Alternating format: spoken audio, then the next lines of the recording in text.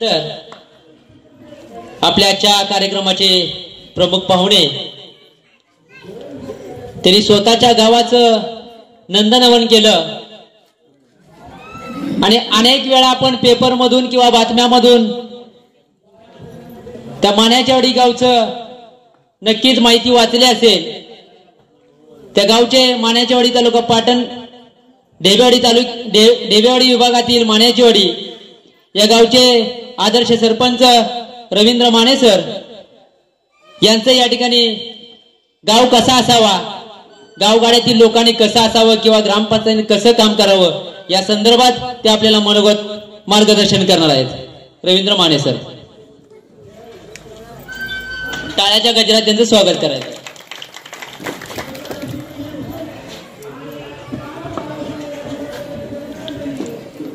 उपस्थित सर्वांना नमस्कार। उपस्थित सर्वांना पुन्हा एकदा नमस्कार। अरे काय बोलताय का नाही तुम्ही? यात्रा झाली ना, यात्रेतला अजून उत्तर म्हणजे ते काय धुंदी उतरली नाही का असं मला म्हणायचं। या ठिकाणी ग्रामपंचायत मोरगिरी या ग्रामपंचायतीच्या माध्यमातून आज हा एक वेगळा सोहळा या ठिकाणी संपन्न होत आहे। मोरगिरी ग्राम सोहळा असं नामकरण त्या सोहळ्याचं केलेलं आहे। या सोहळ्यासाठी उपस्थित असलेले आता ज्यांनी आपल्याला मार्गदर्शन केले ते आमचे मार्गदर्शक पाटण पंचायत समितीचे गटविकास अधिकारी माननीय श्री शेलार साहेब, व्यासपीठावरती उपस्थित असलेले सेवानिवृत्त पोलीस उपाधीक्षक माननीय श्री कदम साहेब, याचबरोबर या व्यासपीठावरती उपस्थित असलेले याच प्राथमिक आरोग्य केंद्राचे वैद्यकीय अधिकारी, माझ्यासोबत आलेले आमच्या विकास सेवा सोसायटीचे चेअरमन विठ्ठल माने, या ग्रामपंचायतीच्या लोकनियुक्त सरपंच अर्चनाताई गुरव, उपसरपंच सचिन मोरे, सदस्य जगन्नाथ माने, संदीप सुतार, सुनीता गुरव, निर्मला चव्हाण, वैशाली मोरे, सरिता कुंभार। आणि या कार्यक्रमाच्या निमित्तानं मला मावशी 10-15 मिनिटात मी संपवणार आहे, उठायचं नाही कोणी, आणि जर उठला मध्येच तर 3 तास मी उठून देणार आहे। या ठिकाणी या कार्यक्रमाला ज्याने आवर्जून मला बोलवलं ते आमचे मित्र दैनिक प्रभातचे पत्रकार गुरव सर, आणि या गावातील सर्वच ज्यांचा आता सन्मान झाला ते ज्येष्ठ नागरिक असतील, विविध खात्यांमध्ये काम केलेले सेवानिवृत्त अधिकारी असतील, या सर्वांना पुन्हा एकदा मी नमस्कार करतो। खरं तर कार्यक्रम पत्रिका बघितली, कार्यक्रम पत्रिकेनंतर आपलं पुस्तकाचं प्रकाशन झालं, आणि साहेब पुस्तकाचं प्रकाशन झाल्यानंतर पुस्तक बघितलं आणि पुस्तकाचं शेवटचं पान मी बघितलं, तर शेवटच्या पानावरती एक मला फोटो बघायला मिळाला, आणि त्या ठिकाणी फोटोचं कॅप्शन असं आहे की गावात अज्ञात व्यक्तीने नियोजित बार सुरू करण्याचा घातलेला घाट गावातील सक्षम महिलांनी व महिला सरपंच आणि सहकाऱ्यांच्या मदतीने हाणून पाडला व यापुढे कोणत्याही परिस्थितीत बियर बार किंवा दारूचे दुकान सुरू होणार नाही याची सर्व ग्रामस्थांनी शपथ घेतली त्यावेळेचा क्षण, असं एक या बातमीमध्ये पुस्तकामध्ये छापलंय। आणि खऱ्या अर्थानं त्यामुळेच तुम्ही या टायमिंग पर्यंत सुद्धा अजून इथं सुरक्षित बसलेला आहात, बरोबर ना? अनेक ठिकाणी आम्ही जातो, पण 7 वाजता म्हणलं की 7 वाजता सरपंच तुम्ही वेळच देऊ नका म्हणताय, 7 वाजता आमच्याकडे सगळी लेजिम खेळत येतात आणि कार्यक्रम उधळून लावते। खऱ्या अर्थानं मी धन्यवाद देईन महिलांना। साहेबांनी आता सांगितलं की जास्त सहभाग या ठिकाणी महिलांचा आहे। तुम्हाला ग्रामविकास जर करायचा असेल तर खऱ्या अर्थानं तुम्हाला महिलांचा सहभाग वाढवावा लागेल। आता गुरव साहेबांनी सांगितलं की माण्याचीवाडीचा उल्लेख केला, वर्तमानपत्र किती लोक वाचतात? वाचक आहेत का नाही गावातले? आहेत ना? या 2 दिवसातली वर्तमानपत्र किती लोकांनी वाचली? बघा, मी भाषण करणार नाही, माझा प्रश्न उत्तराचा तास असतोय। तुम्हाला बोलतं करून जाणार, तुम्ही जर बोलायला लागला तर गावाचा विकास होणार आहे, जर गप बसला तर गावाचा विकास होणार नाही। म्हणजे सरपंच करतायत, ग्रामसेवक करतायत आणि तुम्ही गप बसला तर त्या गावाचा विकास होणार नाही. तुम्हाला बोलायला शिकलं पाहिजे. गावाचा विकास कधी होतो? तुमचा हा वित्त आयोगाचा निधी असेल किंवा 15% निधी असेल, या सरपंचाने किंवा या सदस्यांनी तुम्हाला कळूच दिलं नसतं तर तुम्हाला त्या या थंडीमधलं ब्लँकेट मिळालं असतं का हो? मिळालं असतं. आणि यासाठी बोलायला शिकलं पाहिजे. गावाचा विकास कधी होतो? तर तुम्ही ज्या वेळेस बोलायला शिकाल त्यावेळेस तुम्ही ग्रामसभा अटेंड कराल, ज्या वेळेस तुम्ही मासिक सभा अटेंड कराल, ज्यावेळेस तुमच्या वार्ड सभा होतील. आणि खऱ्या अर्थाने जर तुम्हाला डेव्हलप गाव करायचं असेल तर त्याला ग्रामसभा बळकट व्हायला लागते. मी महाराष्ट्रभर नाही तर देशभर फिरतोय. माझ्या ग्रामपंचायतीनं, मानेजवाडी ग्रामपंचायतीनं आतापर्यंत सर 72 पुरस्कार घेतले. मगाशी आपली चर्चा चालू असताना कदम साहेबांची तळमळ मला दिसली. सरपंचांना जवळ बोलवून घेतलं आणि सरपंचांना सांगत होते, काही टिप्स देत होते. माझं त्यांच्याकडे लक्ष नव्हतं पण कान माझ्याकडे होते. माझे कान तिकडे होते. कदम साहेब सांगत होते सरपंचांना कशा पद्धतीनं या ठिकाणी बस स्टँड त्या ठिकाणी डेव्हलप झालं पाहिजे, गावाचा विकास कशा पद्धतीने झाला पाहिजे. आणि एवढंच सांगितलं नाही त्यांनी, तर त्याबरोबर सांगत असताना आमच्यासारखे जे म्हणले काही मदत मिळत असेल, साहेब आता रिटायर झालेत, बऱ्याच प्रमाणात त्यांच्याकडे असेल सर, आहे ना. त्याच्यामुळे सरांनीच सांगितलं की गावासाठी काय विकासाला लागत असेल तर तुम्ही मागा. मी ऐकलेलं चुकीचं नाही ना? हे मी ऐकलं ते पुन्हा एकदा तुमच्या समोर सगळ्यांना सांगतो, कारण सरपंचांना आणि साहेबांचं झालं होतं. तुम्हाला गावकऱ्यांना कळलं पाहिजे ना. आणि म्हणून मी तुम्हाला सांगतो की लोक देणारी लोक आहेत, तुम्ही घ्यायला शिकलं पाहिजे. पण कधी घ्यायला शिकणार तुम्ही? तर गावामध्ये आपण राहत असताना गावाच्या विकासासाठी आपण काय करतोय? गावात आपला लोकसहभाग किती आहे? गावामध्ये बोलवल्यानंतर ग्रामसभेला आपण किती प्रमाणात जातो? लोकसहभाग आपला कशा पद्धतीने, श्रमदान कशा पद्धतीने करतोय? स्वच्छता अभियानमध्ये आपण त्यामध्ये सहभाग नोंदवतोय का? या बाबी सर्वात महत्वाच्या. ग्रामपंचायत चालवत असताना सर्वात महत्वाचा ग्रामपंचायतीचा काना असतो, तो असतो म्हणजे कर वसुली. अण्णासाहेब या ठिकाणी बसलेत. आता मार्च चालू झाला, डिसेंबर झाल्यानंतर मार्च पर्यंत त्यांना बीडीओ साहेबांचं सारखंच असते, कर वसुली किती झाली. आणि जर तुमचा टॅक्स जर वसूल झाला नाही, कर वसुली त्या पद्धतीने झाली नाही, तर तुमच्या गावाच्या विकासाला ब्रेक लागला म्हणून समजा. म्हणजे अनेक वेळेला आपण बघतो की ग्रामपंचायतीच्या इलेक्शनच्या, मी धाडसानं सगळं बोलतो, मला गुरव साहेबांनी बोलवलंय, सरपंचांनी बोलवलंय म्हणून मी काय झाकून ठेवणार नाही. माझ्याकडे जे परखड बोलायचंय ते मी बोलत असतोय. अनेक गावामध्ये जात असतो त्यावेळेस मला निदर्शनास येतं की ग्रामपंचायतीचं इलेक्शन लागलं, कुठल्या गावातलं विकासाचं इलेक्शन लागलं की त्या ठिकाणी ग्रामपंचायतीचा कर भरलेली पावती लागते. बरोबर ना सरपंच? बरोबर का अण्णासाहेब? आणि ते असेल तर तुम्ही निवडणूक लढवू शकता. मग त्या ठिकाणी पळापळ चालू होती. 5-5, 10-10 वर्ष कर भरलेला नसतो, पण त्या ठिकाणी गावाचा कारभारी बनायचा असतो म्हणून कुठून तरी इकडून तिकडून जमा करायचं. कोणीतरी लोक त्या गावातला नेता असतो आणि तो कर भरतो, मग त्या ठिकाणी उभं केलं जातं. तू ग्रामपंचायतीचा सदस्य हो, सरपंच हो.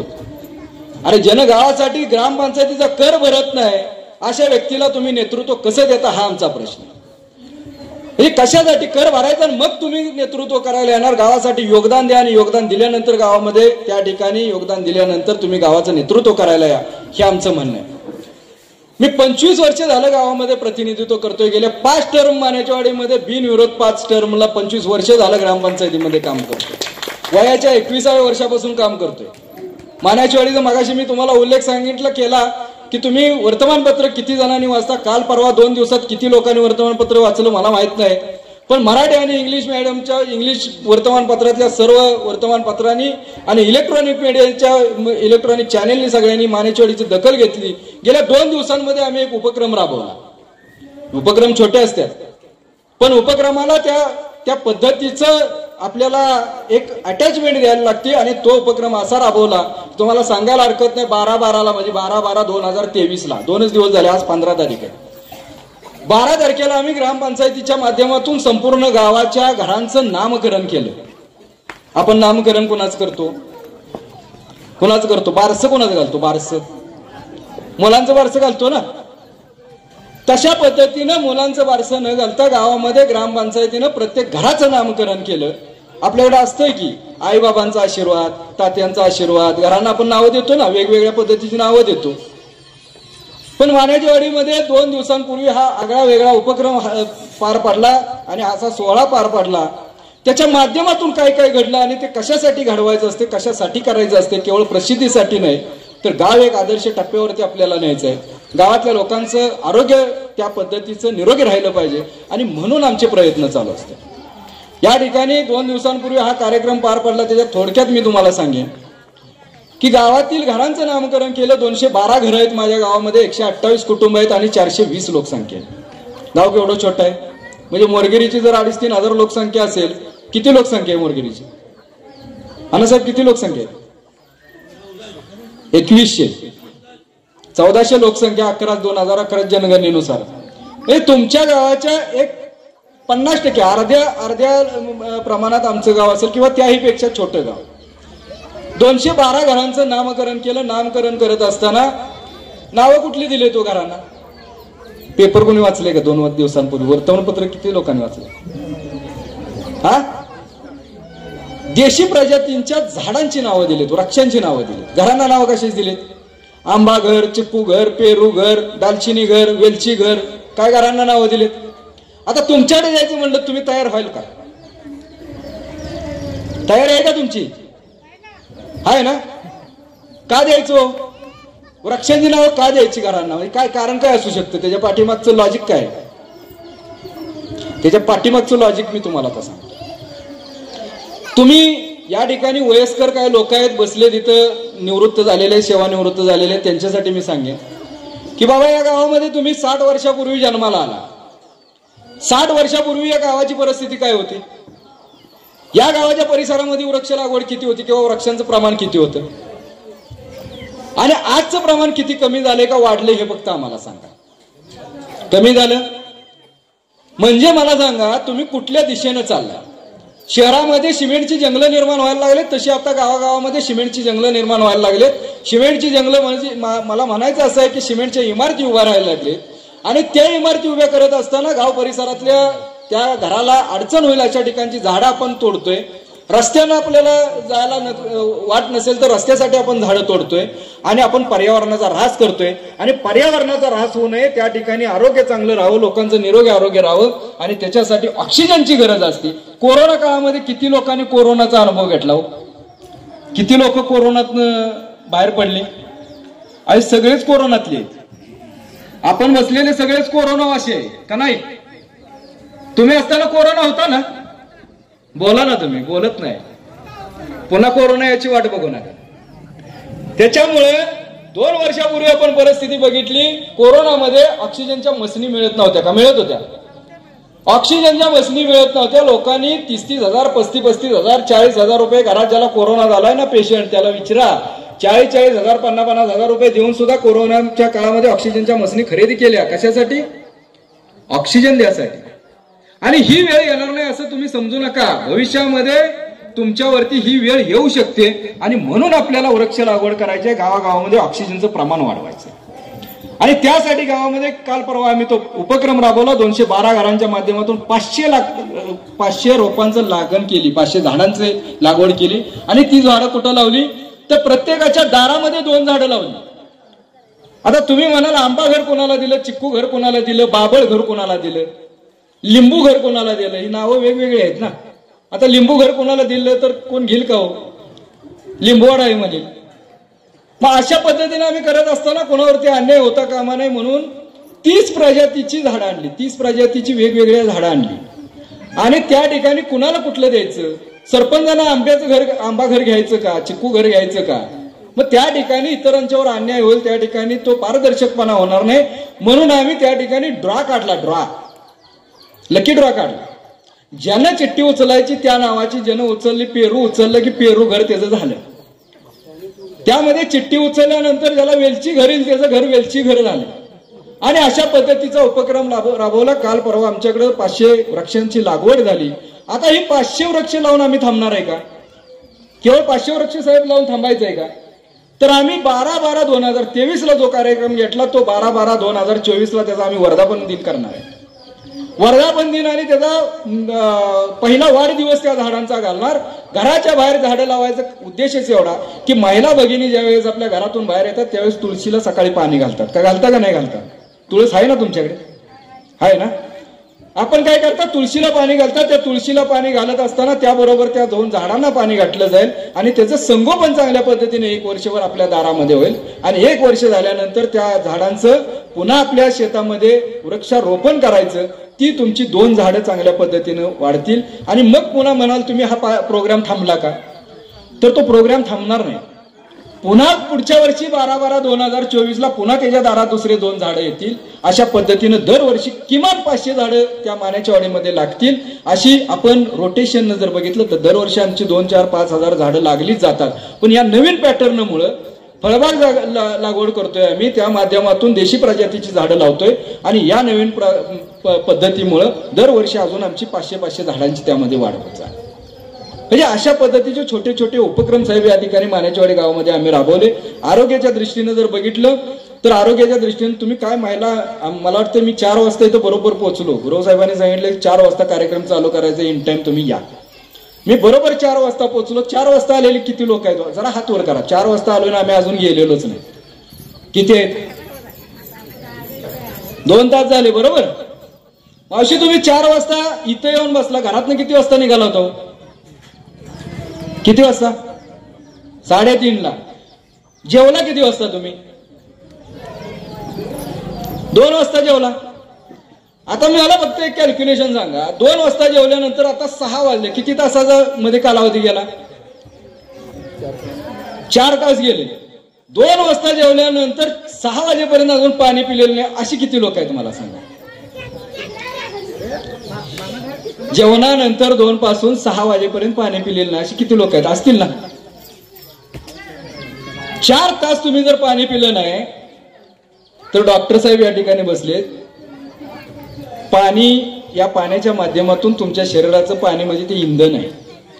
आणि आपण काय करतो, शेतकरी वर्गातले आपण सर्वजण आहे, ग्रामीण भागामध्ये राहतो. आणि ग्रामीण भागामध्ये राहत असताना आपलं दुर्लक्ष होतं आपल्या आरोग्याकडे. आणि मग गाव पातळीवरती काम करत असताना गाव विकास पर्व किंवा गावामध्ये विकास करायचा म्हणजे काय? केवळ सतरंजी आणि ब्लँकेट वाटलं म्हणजे विकास नाही. केवळ गावातले रस्ते चकाचक झाले म्हणजे विकास नाही.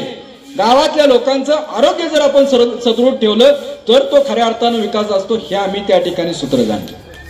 आणि म्हणून तुमच्या माहितीसाठी सांगतो की गावामध्ये लोकांना पाण्याची पिण्याची सवय लागली पाहिजे. आता तुम्ही म्हणाल पाणी पिण्याची सवय म्हणजे ग्रामपंचायतीनं काय घराघरात जाऊन लोकांना सांगू द्या का? नाही सांगायचं. एक आगळा उपक्रम राबवला 2 वर्षापूर्वी मान्याचीवाडीमध्ये. ग्रामपंचायतीच्या कार्यालयावरती सर आम्ही भोंगा बसवला, भोंगा सायरन बसवला. आपण सायरन बघतो, मला वाटतं आता कोणीतरी टाटा कंपनीमध्ये साहेब बोलून गेले, साहेब तुमच्याकडे शिफ्टसाठी सायरन असतो ना. कारखान्यामध्ये काम करत असताना लोकांना माहित आहे की शिफ्टसाठी सायरन असतो, वेळेच्या बंधनासाठी सायरन असतो. मान्याचीवाडीमध्ये 2 वर्षापूर्वी आम्ही सायरन बसवला. कशासाठी सायरन बसवला? दर 3 तासानं सायरन वाजतो. दर 3 तासानं सायरन वाजतो आणि तो आठवण करून देतो की आता पाणी प्या. तो कुठल्या शिफ्टसाठी नसतोय. दर 3 तासानं सायरन वाजल्यानंतर लोक, शेतामध्ये असलेली लोक सुद्धा त्या ठिकाणी सायरनचा आवाज आला की पाच तिथं किंवा काय काम करत असताना बाजूला जातात. त्या आंब्याखाली, झाडाखाली कुठेतरी पाणी ठेवलेलं असतं, पाणी पितात आणि आपलं आरोग्य सुधारायसाठी आपले प्रयत्न करतात. छोटे छोटे उपक्रम. आणि अशा पद्धतीचे खूप सारे असे उपक्रम राबवतात. पण हे राबवत असताना करायला काय पाहिजे? तुमच्या आता अपेक्षा वाढतील. आता माझा प्रोजेक्ट एक चालू आहे, तुमच्या माहितीसाठी सांगतो की महाराष्ट्रातला साहेब पहिला सोलर ग्राम आम्ही करतोय. 2010ला मी केलं, फक्त तो छोट्या प्रमाणात होतं. पण आता जो करतोय तो ऑनग्रीड सोलर ग्राम करतोय. महाराष्ट्रातला पहिला सोलर ग्राम करतोय. जवळपास 1.25 CRचा म्हणजे 1.25 कोटी रुपयाचा प्रोजेक्ट मान्याचीवाडीमध्ये साकारतोय. आणि तो प्रोजेक्ट करत असताना काय करतोय तर प्रत्येक कुटुंबाला 1 किलोवॅटचं आम्ही युनिट बसवतोय. प्रत्येक घराला 1 किलोवॅटचं युनिट बसवतोय. म्हणजे सर्वसाधारण 1 किलोवॅटचं जर आपण युनिट बघितलं तर 90 ते 1 लाखापर्यंतचं युनिट आहे. 90,000 ते 1 लाखापर्यंत युनिटची किंमत आहे. आणि गावानं काय केलं तर 22 वर्षामध्ये 72 पुरस्कार घेतल्यानंतर 3 कोटीच्या वरती पुरस्कारांची रक्कम मान्याचीवाडीची गेली. म्हणजे ज्या ग्रामपंचायतीचे 47,000 फक्त उत्पन्न होतं पहिल्या वर्षी, 2001 मध्ये 47,000 ग्रामपंचायतीचं उत्पन्न असलेली ग्रामपंचायत आज 3 कोटीवरती पुरस्काराच्या रकमेतून गेली. मला सांगा, काम केल्यानंतर काही घडू शकतं. आणि म्हणून त्या ठिकाणी या वर्षी आम्ही हा प्रोजेक्ट राबवतोय. प्रत्येक घरामध्ये सोलरचं वीज द्यायची आणि पहिलं महाराष्ट्रातलं वीज बिल मुक्त गाव करतोय.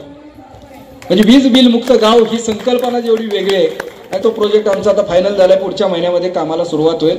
हे करत असताना तुम्हाला त्या पुढे जाऊन सांगतो की हे तुम्ही म्हणाल हे एवढं कशासाठी सांगताय, तर बसलेल्या ग्रामस्थांसाठी सांगतोय की जर तुम्ही योगदान दिलं गावासाठी आणि योगदान देऊन आपण गाव जर डेव्हलप करायचं जर तुम्ही संकल्पना त्या ठिकाणी यशस्वीपणे राबवली तर फायदे किती होतात. 1 किलोवॅटचं आम्ही युनिट प्रत्येक कुटुंबाला फुकट देतोय. म्हणजे 1 किलोवॅटचं 1 लाखाचं युनिट आम्ही ग्रामपंचायतीच्या माध्यमातून प्रत्येक कुटुंबाला बसवतोय आणि साहेब तो हयात 25 वर्ष भविष्यातले 25 वर्ष लोकांची वीज माफ करतोय. हे आपण बघतोय की दिल्लीमध्ये केजरीवाल सरकारने 100 युनिट काहीतरी माफ केले, पण ही संकल्पना त्या राज्यानं राबवली म्हणून गाव पातळीवरती मी मानेचवाडीमध्ये 100% वीज बिल मुक्त गाव करायचं आमची संकल्पना. ते कधी घडतं, तुम्ही ग्रामपंचायतीला काहीतरी सहकार्य केलं तर ग्रामपंचायत तुम्हाला सहकार्य करेल. तुम्ही आता बघत असाल की आता तुम्हाला 15 वित्त किंवा 15% अनुदानातून तुम्हाला ब्लँकेट आणि याचं वाटप केलं, तर आमच्याकडं त्या पद्धतीचं आरक्षण किंवा आरक्षित कॅटेगरी नसल्यामुळे आमचा ओपन समाज आहे. पण ओपन असला तरी सुद्धा आम्ही आता सोलरच्या माध्यमातून 1-1 लाख रुपयांचं युनिट प्रत्येक कुटुंबाला देतोय. हे कधी घडतं, 24 तास पाण्याची सोय, 24/7 पाण्याची सोय आहे, पण पाणी सुद्धा आम्ही त्या ठिकाणी मीटर लावले. तुम्ही म्हणाल 24/7 आहे म्हणल्यानंतर बरं झालं, घराच्या शेजारी आपलं बागायत करायला काय अडचण नाही, चालूच ठेवायचा नाही. आम्ही तरी ते पण सांगितले लोकांना, बागायत करायचं असेल तरी सुद्धा करा, काय तुम्हाला वापर करायचा तेवढा करा, पण इकडे मीटर चालू राहणार. त्याच्यामुळं घडलं काय तुम्हाला सांगतो, 5 वर्षापूर्वी मीटर बसवले आम्ही. हे सर्वसाधारण 2015-16 आम्ही मीटर बसवली, पाण्यासाठी मीटर बसवली. 24/7 पाण्याचं मीटर 24/7 योजना केली. रात्रंदिवस नळाला चालू केलं, नळ कॉक चालू केला की घरात पाणी येते. आणि हे करत असताना आम्ही 24/7 योजना करत असताना नळाला सुद्धा आम्ही मीटर बसवले. घडलं काय तुम्हाला सांगतो, 420 लोकसंख्या आणि दिवसभरात 1 लाख लिटर पाणी लागायचं मानेच्यावर. थोडं कॅल्क्युलेशन केलं तर मानशी 55 लिटर शासन म्हणते पाणी द्या, आणि मानशी 55 लिटर पाणी देत असताना आम्हाला 20,000 लिटर पाण्याची गरज असताना 1 लाख लिटर पाणी आम्ही दररोज सोडतोय, तरी सुद्धा लोकांना पाणी पुरत नाही. मग त्याच्यावरती आम्ही निर्णय घेतला की पाणी लोकांना काय वापरायचं ते वापरू द्या, फक्त मीटरच्या पद्धतीनं आपण पाणी देऊया, मीटर लावूया नळांना सगळ्या. आणि मग नळांना मीटर लावल्यानंतर तुम्हाला सांगायला हरकत नाही घडल्या घटना किती बघा. त्याच्या माध्यमातून काय काय घडलं. 1 लाख लिटर पाणी पहिलं लागत होतं, त्यासाठी ग्रामपंचायतीला कमीत कमी 5 ते 6,000 बिल यायचं, इलेक्ट्रिसिटीचं बिल यायचं 6,000च्या आसपास यायचं. आणि हे करत असताना सुद्धा 1 लाख लिटर पाणी जाऊन सुद्धा लोकांना कमी पडायचं. मीटर बसवल्यानंतर ते 40,000 लिटर लागायला लागले. किती, 40,000 लिटर फक्त लागायला लागलं. 60,000 लिटर रोजचं पाणी वाचलं. कारण लोकांना काय झालं, सवय लागली, पाणी जर जास्त वापरायला लागलं की इकडे मीटर वाढणार, आणि मीटर वाढलं की पाण्याचं बिल आपलं जास्त येणार. जसं की आपण MSEBची लाईट रात्रंदिवस कोण चालू ठेवत नाही का, ठेवता तुम्ही? आपण काय करतो, घरातून बाहेर जाताना बल्ब बंद करतो का, तर मीटर वाढून येईल, लाईट बिल वाढून येईल. आणि म्हणून त्या ठिकाणी पाण्यासाठी मीटर बसवलं. पाण्यासाठी मीटर बसवल्यानंतर लोकांच्या मध्ये तो अवेअरनेस निर्माण झाला, लोकांच्या मध्ये भावना निर्माण झाली, आणि 40,000 लिटर वरती ते पाण्याचं प्रमाण आलं की रोज 40,000 लिटर पाणी फक्त जायला लागलं. आणि 60,000 लिटर पाण्याची बचत झाली. ग्रामपंचायतीत 6,000 येणारं बिल आमचं 1,800-2,000 वरती आलं. म्हणजे 4,000 रुपये ग्रामपंचायतीची बचत झाली, पाण्याची 60,000 लिटरची बचत झाली. आणि प्रत्येक व्यक्तीला जसं 1,000 रुपये किंवा 900-800 रुपये आपण पाणीपट्टी ठेवतो, तर ती पाणीपट्टी 1,000 न बसता त्या मीटरद्वारे पाणीपट्टी लोकांना बसायला लागली. तो सर्वसाधारण 350-400 रुपयेपर्यंत पाणीपट्टी बसायला लागली. म्हणजे अशा पद्धतीचे नाविन्यपूर्ण उपक्रम राबवत गेल्यामुळं ग्रामपंचायत सक्षम झाली. आणि ग्रामपंचायत सक्षम झाल्यामुळं प्रत्येक कुटुंबाला त्या त्या पद्धतीच्या सुविधा निर्माण झाल्या. आणि हे घडतं कधी, मी पुन्हा एकदा तुम्हाला सांगेन की त्यासाठी तुम्हाला ग्रामसभा बळकट करायला लागते. आता इथली परिस्थिती मला माहित नाही की ग्रामसभेला काय परिस्थिती असते, पण ग्रामसभा जर बळकट नाही झाल्या तर तुमचं गाव आदर्श घडू शकत नाही. हे सगळ्या महाराष्ट्रभर मी सांगतो. मी यशदाला सुद्धा लेक्चरर म्हणून काम करतोय, मास्टर ट्रेनर म्हणून यशदाला पुण्याला जातोय, हैदराबाद सारख्या NIRDच्या संस्थेत सुद्धा मी लेक्चरर म्हणून जातोय. पण अनेक ठिकाणी मी बघतोय की अनेक ठिकाणी साहेब लोकांच्या मध्ये तेवढा अवेअरनेस निर्माण झालेला नाही किंवा लोकांमध्ये ती तेवढी प्रगल्भता जागृती झालेली नाही की ग्रामसभेला लोकांनी उपस्थित राहिलं पाहिजे. कशासाठी उपस्थित राहिलं पाहिजे? ही ग्रामसभा तुमच्या झाल्या तरच सरपंचांचं सरपंचपद टिकल किंवा हे सदस्य मंडळ राहतील म्हणून ग्रामसभा झाल्या पाहिजेत का? ग्रामसभा तुमच्यासाठी झाल्या पाहिजे. तुम्हाला येणाऱ्या नवनवीन योजनांची माहिती मिळाली पाहिजे. आता जसं साहेबांनी सांगून गेले, बीडीओ साहेब सांगून गेले की वेगवेगळ्या योजना आहेत. पंचायत समिती असेल, जिल्हा परिषद असेल, शासनाच्या माध्यमातून वेगवेगळ्या योजना मिळत आहेत. कुक्कुटपालनाची असेल, शेळी पालनाची असेल, म्हैस पालनाची असेल, वैयक्तिक लाभांच्या योजना असतील. या योजना तुम्हाला कधी समजतील तर त्या ग्रामसभेमध्ये तुम्ही गेला तर ग्रामसभेमध्ये सर्व विषयांचं वाचन केलं जातं आणि विषयांचं वाचन केल्यानंतर त्या ठिकाणी लाभार्थी निवड होते आणि म्हणून ग्रामसभा बळकट व्हायला पाहिजे. आता आमच्याकडच्या ग्रामसभा रात्री 9 वाजता माझ्याकडे असतात. प्रत्येक ग्रामसभा ही रात्री 9लाच मानेचवाडीमध्ये होती. कुठलीही ग्रामसभा दिवसाची होत नाही. त्याचं कारण काय हो? दिवसा तुम्ही ग्रामसभा घेतल्या की अशा खुर्च्या रिकाम्या पडणार. वाईट ह्या बाबीचं वाटतं की लोकांसाठी जर तुम्ही करत असाल तर लोकांनी त्या ठिकाणी तेवढा वेळ दिला पाहिजे. लोक 2 दिवस यात्रा झाली, यात्रेमध्ये खूप सारे त्या पद्धतीने एन्जॉय केला असेल, पण गावाच्या भल्यासाठी, माझ्या भल्यासाठी हे कधी लोकांना कळणार? म्हणजे वेळ कुणासाठी द्यायचंय, तुम्ही कुणासाठी थांबायचंय, तुम्ही ग्रामसभेला कुणासाठी यायचंय, हे पहिलं आपल्या डोक्यात यायला पाहिजे. म्हणजे अनेक वेळेला आम्ही बघतो इलेक्शन होतात राजकारणामध्ये किंवा गावागावामध्ये. माझ्याकडे 5 टर्म झाल्या, 25 वर्ष झालं. इलेक्शन हा विषयच नाही. 5 टर्म बिनविरोधच आहे. तीच बॉडी, तेच सदस्य, तेच सरपंच, काय असेल ते तुम्हीच वागा. त्याचं कारण असं की विश्वास संपादन केला लोकांचा. आम्ही आता नको म्हणतोय. त्याचं कारण असं की लोकांना पुन्हा म्हणजे जास्त दिवस झालं की लोकांना उभं घेते आणि लोक पुन्हा ते हाकलून देण्यापेक्षा आम्हीच म्हणतोय आम्ही आता थांबतो, आम्ही मार्गदर्शकाची भूमिका घेतो, तुम्ही करा. पण लोक ऐकायला तयार नाही आणि म्हणून आम्हाला ती वेळ आलेली नाही. 25 वर्ष झालं काम करताना कधीच मला म्हणायला लागलेलं नाही की मी पुन्हा येईन म्हणून. मला नाही म्हणायला लागलेलं, कारण कामच आमचाच आहे की पारदर्शकता आणि लोकांना काय अपेक्षित आहे ते द्यायचं. हे देत असताना लोकांचा माझ्याकडे प्रचंड सहभाग एवढा आहे. आता मी मगाशी बघितलं की या ठिकाणी आपण उशिराचा पण काहीतरी एक 8 वाजताचा कार्यक्रम ठेवलाय. इथंच आहे का कार्यक्रम? मी जाणार नाही, त्यांना सांगितलंय मी थांबणार आहे त्या कार्यक्रमाला सुद्धा. मला हे पण बघायचं आहे की लोकांचं 6 ते म्हणजे 5 ते 6 किंवा 5 ते 7:30 किती लोक उपस्थित होते आणि 8च्या कार्यक्रमाला किती लोक उपस्थित. म्हणजे त्याच्यावरून लक्षात येणार आहे आपल्या की गावाच्या विकासासाठी लोक येणार आहेत का मनोरंजनासाठी येणार आहे. मनोरंजनासाठी याच एक संस्कृतीच आहे आपली. पण आमचं म्हणणं आहे की गावाच्या विकासासाठी जर तुम्ही पुढे आला तर निश्चितपणे गावाचं डेव्हलपमेंट होईल आणि त्यासाठी तुम्हाला ग्रामसभा बळकट करायला लागते. ग्रामसभेला तुम्ही रात्रीच्या 9 वाजता ग्रामसभा घ्या. मी सरपंचांना आणि सदस्यांना सुद्धा विनंती करेन की लोकांच्या वेळेनुसार ग्रामसभा अरेंज करा. आपल्या वेळेनुसार नको. म्हणजे शासनाने दिले तुम्हाला 11ची वेळ, म्हणून 11ला तुम्ही जर ग्रामसभा घेतली, दुपारी 11 वाजता घेतली तर ह्या महिला भगिनी, पुरुष बंधू भगिनी सगळे आपले शेतीमध्ये जातात, कामामध्ये जातात. त्यांचा 1 दिवसाचा जर रोज बुडवून ते ग्रामसभेला थांबायचं म्हणलं तर ते शक्य नसतं. आणि म्हणून लोकांच्या वेळेनुसार आपल्या ग्रामसभा झाल्या पाहिजे आणि लोकांच्या वेळेनुसार ग्रामसभा झाल्या तर लोकांचा त्या ठिकाणी सहभाग वाढेल आणि सहभाग वाढल्यानंतर गावात राबवण्यात येणारे उपक्रमांची त्या ठिकाणी लोकांना माहिती मिळेल आणि ते उपक्रम लोकांना जसं जसं कळत जातील तशा पद्धतीनं लोक अजून तुमच्या बरोबर अप्रोच वाढायचं. त्याच्यामुळं काही बाबीमध्ये आपल्याला कायद्याला थोडीशी बदल देऊन आपण फ्लेक्झिबल राहून आपल्याला गावाच्या विकासासाठी काही मुद्दे अशा पद्धतीनं निश्चितपणे करावेच लागतील. मी पुन्हा एकदा आपल्याला सांगेन की गावामध्ये काम करत असताना अनेक योजना आहेत. आम्ही टार्गेट ओरिएंटेड काम करतो. म्हणजे ग्रामपंचायतीमध्ये काम करत असताना केवळ ग्रामपंचायतीमध्ये दाखले उतारे आणि याच्यापुरतं मर्यादित न राहता किंवा लोकांनी सुद्धा आपल्याला ठीक आहे आता 5 वर्ष यांना निवडून दिले, आमचं आता काही काम नाही, तुमचं आता तुम्ही बघा, असं न म्हणता. या गावचं मला मगाशी समजलं की इथं इलेक्शन झालेलं आहे, मतदानातून या ठिकाणी बॉडी निवडून आले, बरोबर ना? आता मतदानाच्या वेळची परिस्थिती आणि आत्ताची परिस्थिती बघितली तर तुमच्या ग्रामसभा सरपंच मॅडम किती झाल्या?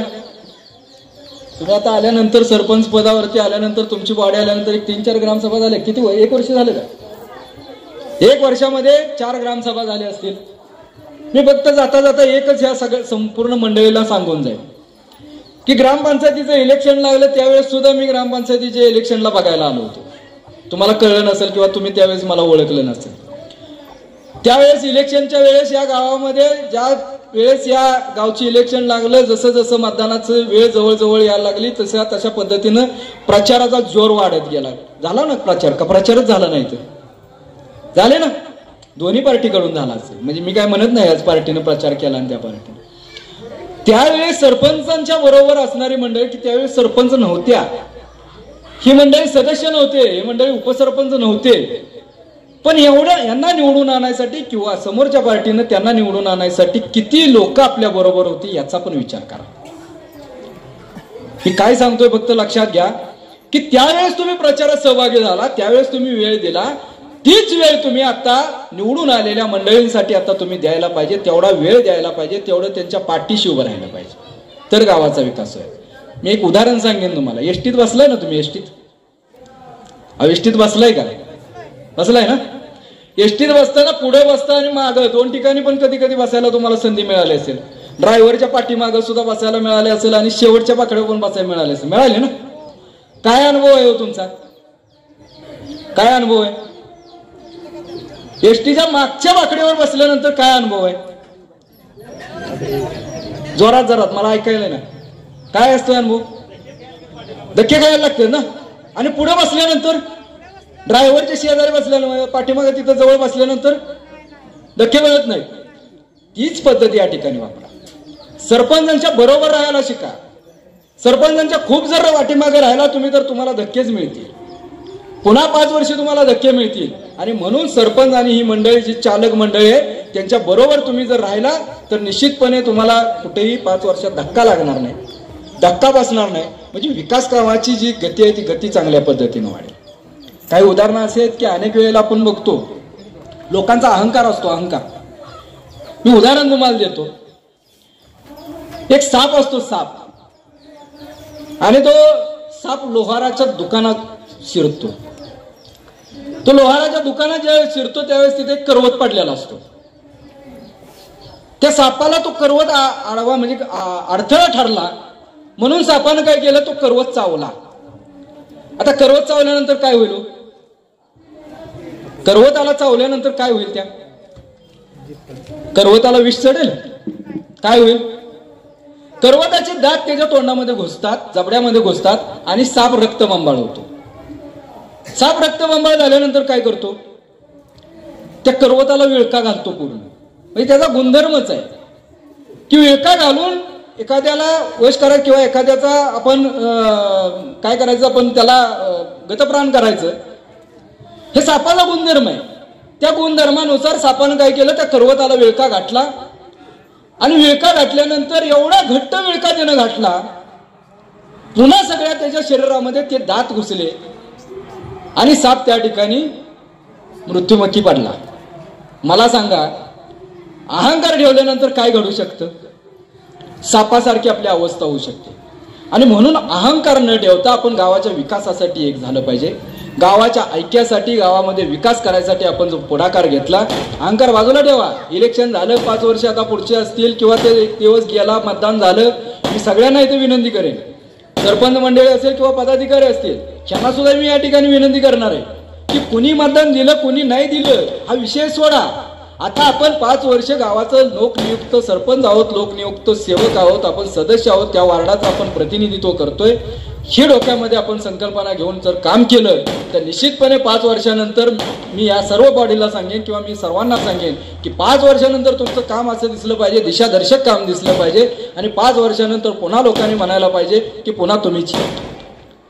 हे अशा पद्धतीचं आपलं काम त्या ठिकाणी झालं पाहिजे. मी या ठिकाणी खूप वेळ घेणार नाही.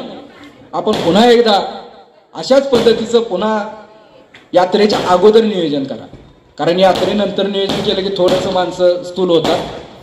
यात्रेच्या अगोदर आपण कधीतरी अशा पद्धतीचं नियोजन करू आणि निश्चितपणे गावामध्ये लोकसहभाग वाढला पाहिजे. लोकसहभाग वाढला तरच गावाची प्रगती होईल. मोरगिरीसारखं गाव पाटण तालुक्यातलं एक वेगळं खोर आहे. आमच्या भागासारखंच हे पण वेगळं खोर आहे आणि या ठिकाणी या गावामध्ये गावाचा इतिहास वेगळा आहे. या गावामध्ये काम करत असताना लोकनियुक्त सरपंच तुमच्या चांगल्या सुशिक्षित आहेत, सदस्य तुमचे चांगल्या ऍक्टिव्ह दिसत आहेत आणि म्हणून त्यांना आपण सर्वांना या मंडळींना सहकार्य करा. अनिल भाऊ सारखी मंडळी काय सेवानिवृत्त झालेली गावामध्ये असतील, आता त्यांनी होऊन स्वतः म्हणूनले की आमची पण सहकार्य करण्याची इच्छा आहे.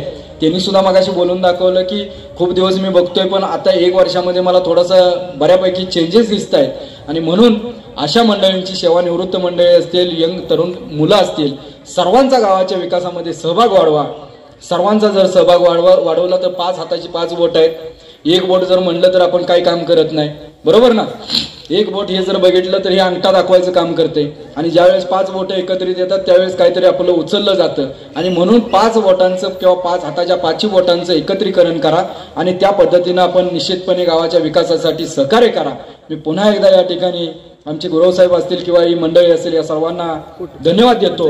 या नवनिर्वाचित सर्व सरपंच आणि सदस्यांना शुभेच्छा देतो आणि या गावाच्या विकासासाठी आपण राहिलेल्या 4 वर्षामध्ये चांगल्या पद्धतीनं काम करावं. उपस्थित सर्वांना मी धन्यवाद देतो की बऱ्यापैकी मी माझ्या माहितीनुसार मी बोलायला लागलो तर कमीत कमी 3 तास थांबत नाही. पहिल्यांदाच मी सांगितलं होतं, पण लोकांची सुद्धा मानसिकता बघितली पाहिजे आणि लोकांना एकाच वेळेस 3 तासाचं जर लेक्चर दिलं तर ते डोक्यावरून जातं, पण डोक्यावरून न जाता ते डोक्यात राहिलं पाहिजे. म्हणून मी या ठिकाणी काही मुद्दे सांगितले. आपण पुन्हा एकदा या सर्व मुद्द्यांचा परामर्श घ्या. आपण सर्वांनी या पद्धतीनं आणि गावाच्या विकासासाठी सर्वांनी ऐक्य ठेवा हीच या ठिकाणी मी आपणा सर्वांना विनंती करतो. या ठिकाणी आम्हाला बोलवलं, बोलण्याची संधी दिली, आमचा मान सन्मान केला त्याबद्दल पुन्हा एकदा संयोजकांना मी धन्यवाद देतो आणि माझं लांबलेलं भाषण थांबवतो. जय हिंद, जय महाराष्ट्र.